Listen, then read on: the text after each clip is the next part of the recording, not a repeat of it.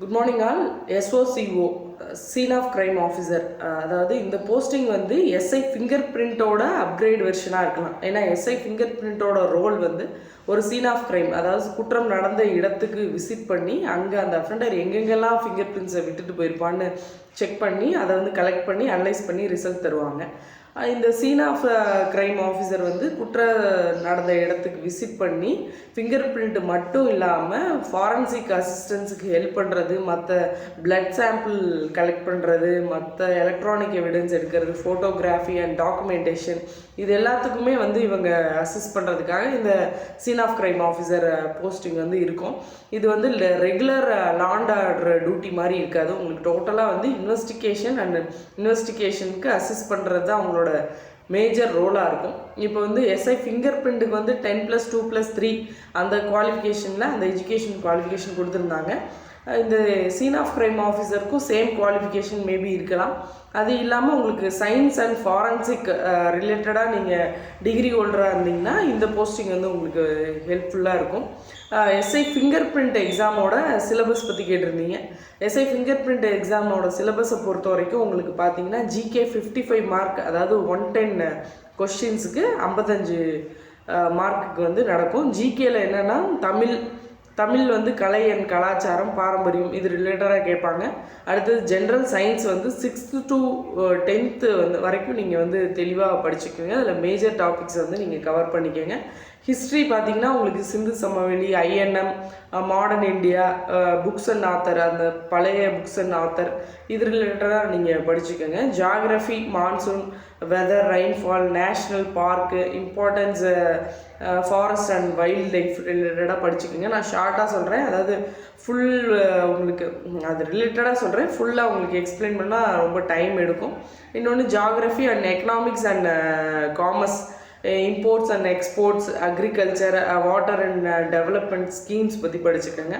அடுத்தது Indian polity, central and state government, elections ரிலேட்டடாக, parliament, local self government இதெல்லாத்தையும் நீங்கள் வந்து பார்த்துக்கோங்க. அடுத்து இல்லாமல் கரண்ட் ஈவெண்ட்ஸ், இப்போ லேட்டஸ்டான ஸ்கீம்ஸ் அண்ட் டெவலப்மெண்ட்ஸ், சயின்டிஃபிக்காக என்னென்ன டெவலப்மெண்ட்ஸ் நடந்திருக்கு அது எல்லாத்தையும் பார்த்துக்கோங்க.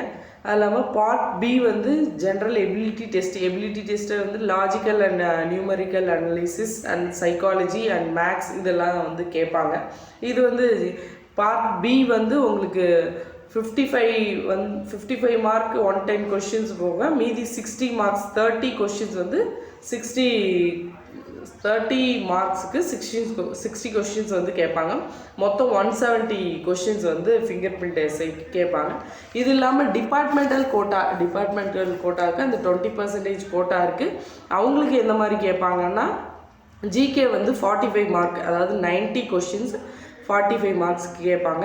இதில் Tamil and general science and history of India, geography, economics and commerce, Indian polity and current events இந்த 7 டாப்பிக்லேருந்து உங்களுக்கு 45 மார்க்ஸுக்கு 90 கொஷின்ஸ் வந்து கேட்பாங்க.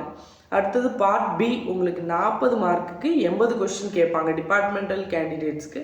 அதில் லாஜிக்கல் ஜென்ரல் எபிலிட்டி டெஸ்ட்டு, அதில் வந்து logical and numerical analysis, skills and information handling ability அதை பற்றி கேட்பாங்க. அது இல்லாமல் போலீஸ் அட்மினிஸ்ட்ரேஷன், உங்களுக்கு போலீஸ் கான்ஸ்டபிள் ட்ரைனிங்கில் இந்த பேப்பர் இருக்கும். இன்னொன்று எஸ்ஐ ட்ரைனிங்லேயும் இந்த பேப்பர் இருக்கும். இதில் என்னென்னா history of Tamil Nadu police and organisation, special units and wings, role of law and order and AR and battalion அவங்களோட ரோல் என்னென்ன அதை பார்த்துக்கணும். அது இல்லாமல் பிஎஸ்ஓ போலீஸ் ஸ்டாண்டிங் ஆர்டர்ஸ் இது ரிலேட்டடான கொஷின்ஸ் வந்து உங்களுக்கு கேட்கலாம். அது இல்லாமல் பிஎன்எஸ்எஸ், பிஎஸ்ஐ இந்த டாபிக்ஸ்லேருந்து உங்களுக்கு கேட்கலாம். க்ரைம் இன்வெஸ்டிகேஷன், அதுக்கப்புறம் க்ரைம் இன்வெஸ்டிகேஷன் கேட்பாங்க. Investigation power and executive and மேஜிஸ்ட்ரேட்டோட power and bail and arrest, FIR and charge sheet இது ரிலேட்டடான கொஸ்டின்ஸ் வந்து உங்களுக்கு இருக்கும். பேசிக் ஃபாரன்சிக் சயின்ஸ், அதாவது history of forensic and finger print எங்கெங்கெல்லாம் கிடைக்கும், இந்த மாதிரி ஃபாரன்சிக் அசிஸ்டன்ஸுக்கு எந்த மாதிரி எவிடன்ஸ் எல்லாம் கொடுத்தா அதுக்கு வந்து ரிசல்ட்ஸ் வந்து பாசிட்டிவாக உங்களுக்கு வரும், எந்த மாதிரி எவிடன்ஸஸை எப்போ கலெக்ட் பண்ணணும் அப்படிங்கிற டீட்டெயில்ஸ் எல்லாம் உங்களுக்கு டிபார்ட்மெண்ட்டில் இருக்கனால மேபி நீங்கள் லா அண்ட் ஆர்டரில் ஒர்க் பண்ணியிருந்தீங்கன்னா இந்த மாதிரி கொஷின்ஸ் எல்லாம் உங்களுக்கு வந்து கேட்கலாம். டிபார்ட்மெண்டல் கேண்டிடேட்ஸ்க்கு எல்லாருக்கும் ஆல் தி பெஸ்ட்.